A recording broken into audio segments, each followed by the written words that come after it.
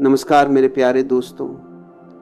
मैं आज इसमें तुमसे उसी मौन की खुशबू साझा करना चाहता हूं जिसकी छाया में बुद्ध भी नाचे थे और कृष्ण भी बांसुरी की मधुरता में खो गए थे। जागना ही काफी है, लेकिन यह जागरण किसी शोर का नहीं, यह किसी संघर्ष का नहीं, यह किसी युद्ध का नहीं। यह एक धीमी सांस की तरह है जो भीतर उतरती है और तुम्हें तुम्हारे मूल तक पहुंचा देती है।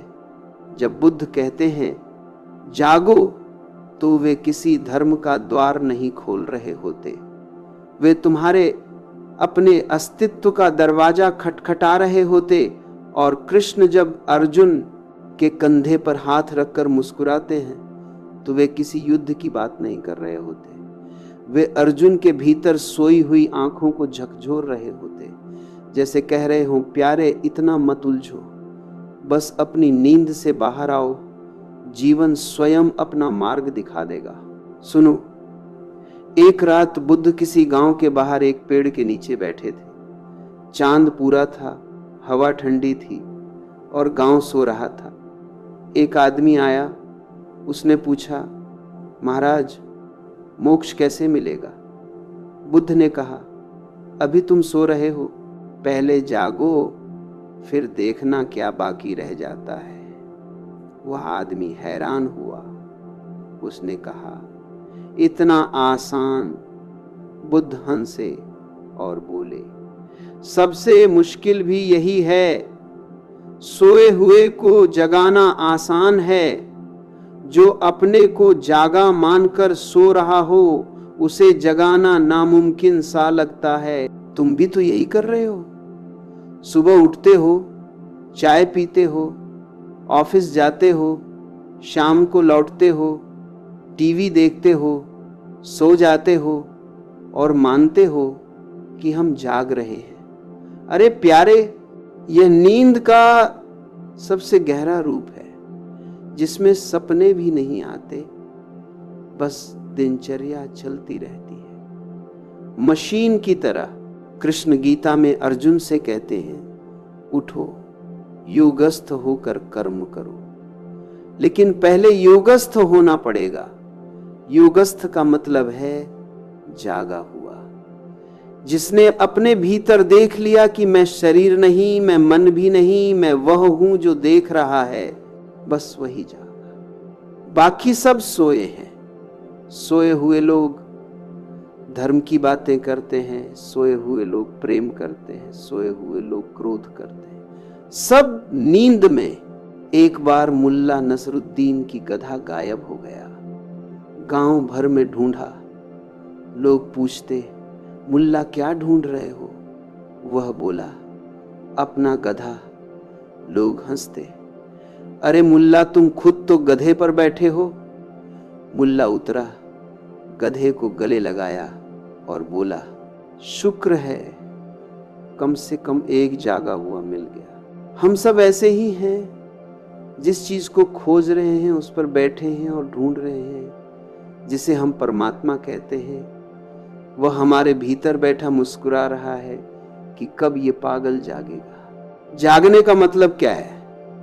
जागना मतलब हर पल जानना कि मैं कर क्या रहा हूं। चाय पी रहे हो तो सिर्फ चाय पी रहे हो, कुछ और नहीं। सड़क पर चल रहे हो तो सिर्फ चल रहे हो, कोई विचार नहीं, कोई कल्पना नहीं, कोई बीती बात नहीं, कोई आने वाला सपना नहीं। बस ये क्षण इतना साफ, इतना पारदर्शी, जैसे सुबह की पहली किरण जब खिड़की से आती है और कमरे में सब साफ दिखने लगता है, वही जागरण है। लोग पूछते हैं ध्यान कैसे करें? मैं कहता हूं, पहले तो जीना सीखो। अभी तुम जी नहीं रहे, बस गुजर रहे हो। प्रेम करते हो तो भी पूरा प्रेम नहीं करते, आधा मन कहीं और होता है। गुस्सा करते हो तो पूरा गुस्सा भी नहीं करते। डरते हो कि कहीं रिश्ता न खराब हो जाए। न प्रेम पूरा, न क्रोध पूरा, न हंसी पूरी, न रोना पूरा, आधे अधूरे जी रहे हो। यह है सबसे बड़ी नींद। स्वामी विवेकानंद एक बार अमेरिका में बोल रहे थे, एक औरत ने पूछा, स्वामी जी मैं बहुत दुखी हूं, क्या करूं? विवेकानंद ने कहा, खड़ी हो जाओ। औरत खड़ी हुई। बोले, अब देखो अपने पैरों को। औरत देखने लगी। बोले, अब महसूस करो कि तुम खड़ी हो। औरत ने कहा, हां मैं खड़ी हूं। विवेकानंद बोले, बस यही करो हर पल। जितनी बार भूल जाओ उतनी बार याद कर लो कि मैं अभी हूं, यही हूं। यही ध्यान है, यही जागरण है। देखो, तुम्हारे भीतर एक चेतना है जो कभी सोती नहीं, वो हमेशा जागी रहती है। तुम उस चेतना के साथ जुड़ जाओ बस। अभी तुम शरीर से जुड़े हो, मन से जुड़े हो, विचारों से जुड़े हो, इसीलिए सोए हो। जैसे ही इन सब से अलग होकर सिर्फ देखने वाले बन जाओ, जाग गए। कृष्ण कहते हैं, नयनम छिंदन्ति शस्त्राणि नयनम दहति पावकः। यह आत्मा न शस्त्रों से कटती है न आग से जलती है, लेकिन तुम मानते हो कि तुम जल रहे हो, कट रहे हो। यह नींद है, यह स्वप्न है। एक छोटी सी कहानी याद आती है। एक आदमी को सपने में लगा कि वह राजा है, महल है, रानी है, नौकर चाकर है। फिर सपने में ही उसे लगा कि कोई उसे मारने आ रहा है। वह डर के मारे चिल्लाने लगा। उसकी पत्नी ने जगाया। वह उठा, पसीना पसीना। पत्नी ने पूछा, क्या हुआ? उसने कहा, सपने में कोई मुझे मारने वाला था। पत्नी हंसी और बोली, अरे पागल, वह तो सपना था। वह आदमी फिर सो गया और फिर सपने में राजा बन गया।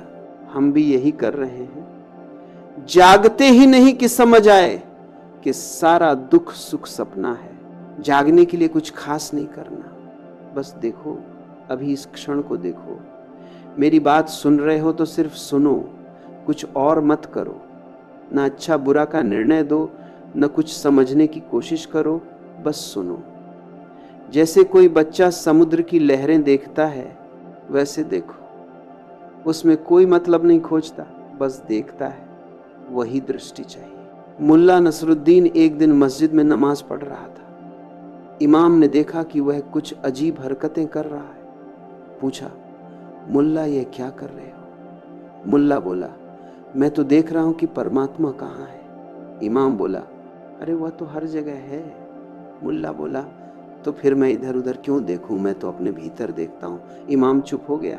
जागना इतना सरल है कि बुद्धि उस पर विश्वास नहीं करती। बुद्धि कहती है इतना बड़ा काम इतना आसान कैसे हो सकता है। इसलिए बुद्धि तरह तरह के जाल बुनती है। पूजा पाठ, व्रत, उपवास, तीर्थ यात्रा, मंत्र जप, सब जाल है।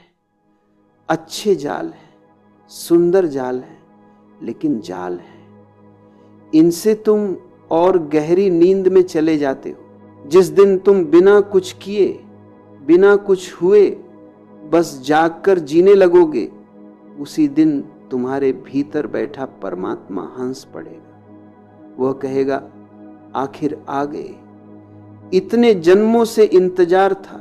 देखो, अभी तुम मेरी नमस्ते में सुन रहे हो। आज हम एक से ज्यादातर लोग सरल लेकिन बहुत कोई कल की चिंता कर रहा है।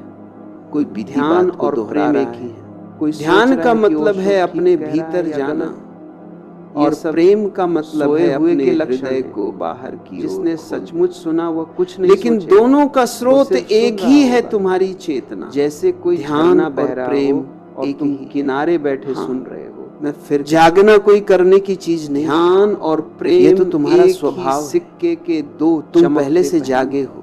जिस दिन तुम ध्यान में पूरी तरह उतरते, जैसे कोई आदमी उसी घर में ही अपना चश्मा ढूंढ रहा, फव्वारा और चश्मा उसके नाक। और जिस दिन तुम सच्चे अर्थों में किसी से, किसी भी चीज से कृष्ण के दिल से प्रेम करते हो, सर्वम विश्वेन, उसी दिन ध्यान अपने आप, सारा विश्व तुम में गूंज रहा है। ये दो अलग, लेकिन तुम बाहर की आवाज सुन। लोग मुझसे पूछते हैं, भीतर की आवाज वह पहले ध्यान सीखें या पहले प्रेम करें? शब्द नहीं, कोई विचार नहीं पड़ता हूँ, सिर्फ होना हो, जैसे कोई बस होना।